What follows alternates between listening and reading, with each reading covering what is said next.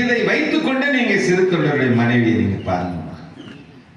என்னதான் கணவருடைய பேச்சை ஒரு பதிவிரதையாக இருக்கிற ஒரு பெண் மீறக்கூடாது என்பது சாஸ்திரம் சொன்னாலும் கூட, மகனுடைய உயிருக்கு உலை வைக்கின்ற ஒரு கோரிக்கையை கணவர் கொண்டு வந்து கொடுக்கிறார் என்றால், அதுவும் அந்த உணவருந்த வருகிற அந்த காலாமுக சைவர் வேடத்திலே வந்த அந்த சிவபெருமான் கேட்ட நிபந்தனை என்ன கொஞ்சமா?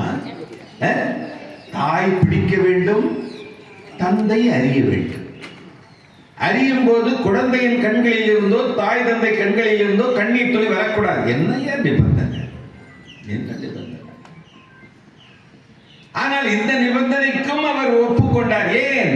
அன்றைய தினம் சிவனடியார் உணவருந்தக்கூடிய பேரு தவறிவிடக் கூடாதே என்பதற்காக மகனையும் இழக்க துணிந்தார் என்றால், அதற்கு ஒப்புக்கொண்ட அந்த தாய் இருக்கிறாளே, அந்த தாயினுடைய சிறப்பை எண்ணி பாருங்க.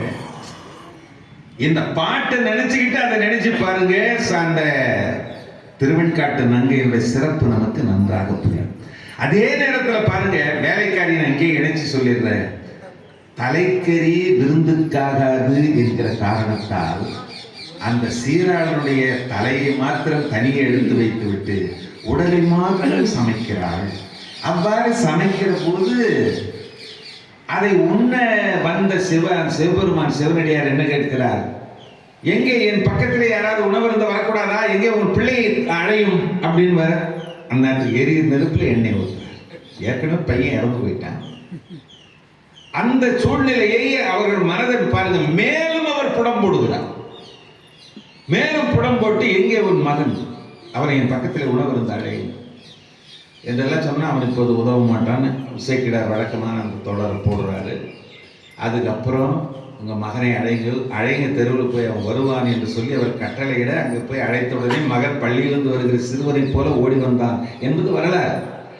ஆகவே அந்த நேரத்தில் தலைக்கறியும் யாம் உண்போம் என்ற போது வேலைக்காரி கரெக்டா பாருங்க, அதையும் சமைத்து வைத்து வந்து கொடுக்கிறாள் என்றால் கிரேட். வேலைக்காரிங்க அமைகிறது எல்லாருக்குமே ரொம்ப சிரமம். பாரதியார் சொல்றாரு, கண்ணனின் சேவகன்னு சொல்லும் போது அதில் சொல்றாரு, வேலைக்காரங்க என்னென்ன வேலை பண்ணுவாங்கன்னு வரிசையா சொல்றாரு. வீட்டு சங்கதியெல்லாம் பக்கத்து வீட்டு போய் சொல்லுவாங்க. வீட்டில் இல்லைன்னா கூட எங்கும் போய் முரசறைவாங்க. இந்த சேவகரால் நான் பட்ட துன்பம் மிக உண்டு அப்படிலாம் சொல்லுவாங்க. அதனால வேலைக்காரியாக இருந்தாலும் கூட அந்த சந்தன நன்கையினால் தான் அந்த இடத்திலே அவர் விருந்துக்கு அழைக்கிற போது அவர் கேட்டதும் அங்கே பரிமாற சிறு தொண்டரால் முடிகிறது. ஆனால் சட்டுவத்திலே பாதி, சட்டியிலே பாதி, இலையிலே பாதி. அப்படி இருக்கிற போது சீராளனை வா என்று அழைத்த போது எவ்வாறு ஓடி வந்தான்? 4 மணி மாதிரி நம்முடைய சிவபிரகாஷ் சுவாமிகள் கேட்கிறார். ஐயா கேட்கிறாரு, இலையில பாதி இருக்கு, சட்டியில பாதி இருக்கு. இந்த ரெண்டுமே இங்க இருக்கும் போது பிள்ளைய கூப்பிட்டோம்னா எப்படி ஓடி வந்தான்?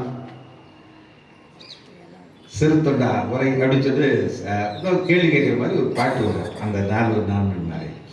ஆகவே இது 2வது தாய். இன்னும் வேற ஓடு குடுகுடும் ஓடுது. 3வது தாய் எது என்று கேட்டால், தன்னுடைய மகனுடைய நல்வாழ்வுக்காக தன்னுடைய மரணத்தையே விரும்பி ஏற்ற தாய். இது மற்ற 2 தாய்மார்களை காட்டிலும் அவ்வளவு சிறப்பித்து சொல்ல முடியாது என்று சொன்னாலும் கூட, பிரசவ வலியை பொறுத்து கொண்ட வகையிலே பார்க்கிற போது கமலபதி தாயாருடைய சிறப்பு என்பது இமயத்தை விட உயர்வார். ஏன்னு கேட்டா, பிரசவ வலி என்பது எப்படி இருக்கும் என்று ஒரு தாய் ஒரு முறை சொல்ல நான் கேட்டிருக்கிறேன். 1000 தேள்கள் சேர்ந்து ஒரே நேரத்தில் கொட்டினால் எப்படிப்பட்ட வலி இருக்குமோ அதே வலிதான் பிரசவத்தின் போது ஒவ்வொரு தாயும் அனுபவிக்கிறார் என்று நான் கேள்விப்பட்டேன். 1000 தேள் ஒரே நேரத்தில் அங்கமெல்லாம் வந்து பெற்று சுவாமிகள் அதுக்கு என்ன சொல்லுவார் தெரியுமா? ஒரு கைப்பை தூக்கிட்டு போனா கூட இந்த கையில அந்த பையில மாத்திக்கிறோம், அந்த கையில இந்த பையில மாத்திக்கிறோம். ஆனா 10 மாதமும் அந்த சுமையை இறக்கி வைக்கவா முடியும்? படுக்கும்போது சுகமா படுத்து தூங்க முடியாது, சாப்பிடும் போது பசி இருக்கும் ஆனா சாப்பிட முடியாது, உட்காரும் போது கையை ஓடிட்டு உட்கார முடியுமோ, இல்லை அப்படி சாஞ்சு உட்கார முடியுமா? இப்படி ஆனா இது பாரு, எப்பவும் சோத்துக்கு ஏதாவது சாஞ்சு உட்கார்றாடா, எப்பவும் பொட்டப்பட தாண்டா பிறப்பது மாமியாரி வைத்தறிச்சல் வர கூட்டுவா. இவ்வளவெல்லாம் இருக்கு. ஆக பிரசவ வலி என்பது மிக மிக மிக மிக கொடுமையானது. பட்டினத்தார் தாயை பற்றி புலம்புகிற போது முதல் பாடல என்ன சொல்றார்? இதைத்தான் சொல்றார். 2 திங்களாய் அங்கமெல்லாம் நொந்து பெற்று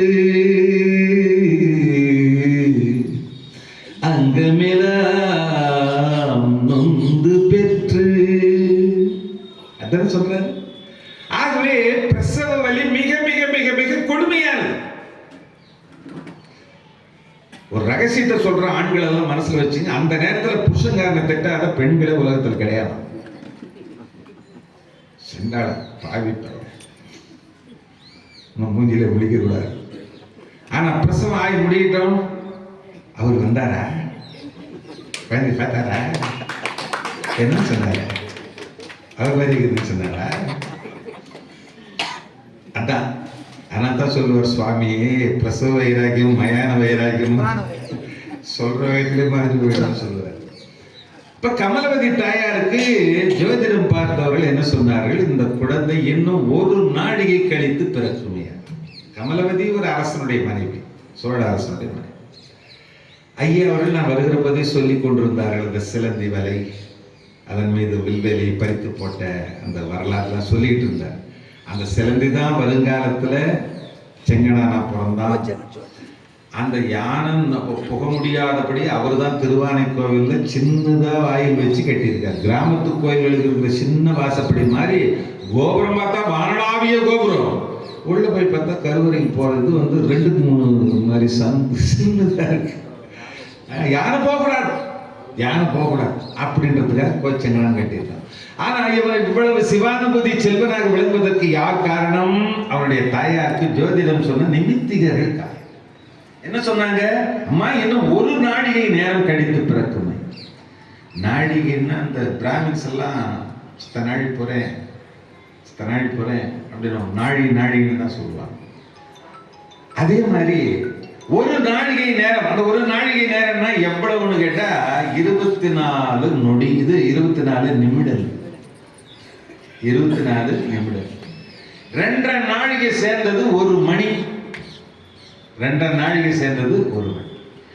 ஆகவே 24 நிமிடங்கள் மட்டும் பொறுத்து இந்த குழந்தை பிறக்குமையானால் இந்த குழந்தை மிகப்பெரிய சிவானுபூதி செல்வனாக விளங்குவான், மூவுலகம் அரசாளுபவனாக விளங்குவான் என்பதை கேட்டவுடனே தாய் பார்த்தார். நாமெல்லாம் வாழ்ந்து முடிச்சிட்டோம். எப்போ அவன் நோட்டீஸ் அனுப்பினாலே உடனே புறப்பட்டு போறது தயாரா இருக்கும். ஆனா பிறக்கிற குழந்தை அது இன்னும் 12 காலம் வாழ வேணும். அது பெரிய சிவானுபூதி செல்வனாக விளங்கும், மூவுலகையும் ஆளக்கூடிய ஆற்றலுடையவனாக விளங்கும் என்று சொல்ல கேட்டவுடனே அவன் அப்படி விளங்க வேண்டும் என்றால் அந்த பிரசவத்தை நான் 24 மணித்துளிகள் தள்ளி போட வேண்டும். அப்படித்தானே? ஆகவே என்ன செய்தாள்? நின்று கொண்டே இருந்தால் பிரசவம் ஆகிவிடும். எங்க தம்பிக்கு போன ஞாயிற்றுக்கிழமை பிரிவு விசார விழா நடந்தது. கண்டக்டர், அவர் தமிழக அரசு போக்குவரத்து காலத்தில் சென்னை டு திருப்பத்தூர் கண்டக்டரா இருந்தார். அவர் பேசும்போது சொன்னாரு, என்னுடைய சர்வீஸ்ல என் பஸ்லயே பிரசவமானதை நான் 2 முறை சந்தித்தேன். அதுக்காக சொல்லுவார், அடக்க முடியல, அந்த பிரசவ நேரத்தை தள்ளி போட முடியல. அங்கேயே பஸ்ல இருக்கிறவங்களே 4 பக்கமும் ஏதோ ஒரு மரப்பு உண்டாக்கி பஸ்ல குழந்தை பிறந்துச்சு. அவன் சர்வீஸ்ல 2 நாள் அது போல 2 பிரசவத்தை சந்தித்திருக்கிறேன் என்று சொல்லுகிறார் என்றால் பிரசவத்தை அடக்கி வைக்க முடியாது. ஆகவே என்னை தலைகீழாக கட்டி தொங்க விடுங்கள் என்று கமலவதி தாயார் கேட்டுக்கொண்டவுடனே தலைகீழாக கட்டி தொங்க விடுகிறார்கள். 24 நிமிடங்கள் கழிகிறது. இறக்கி வைத்தவுடனே குழந்தை பிறக்கிறது. ஆனால் நீண்ட நேரம் தாயின் வயிற்றிலே தலைகீழாக இருந்த காரணத்தினால் அவன் கண்களிலே ரத்தம் பாய்ந்து சிறுநிறமாக இருந்த காரணத்தால் அந்த குழந்தையை பார்த்த கமலவதி தாயார், என்னுடைய குழந்தை செங்கனானோ என்று சொன்னாள். சொன்ன கணத்திலேயே உயிரிவிட்டார். ஆக பாருங்க, 3 வகையான தாய்மார் தன்னுடைய மகனது மரணத்தை மறைக்க முயன்ற அப்போதைய மனைவியும் வரலாற்றில் பேசப்படுவதில்லை. திருவெண்காட்டு நங்கை ஓரளவு பேசப்படுகிறார், கமலவதி தாயார் பெரும்பாலும் பேசப்படுவதே இல்லை.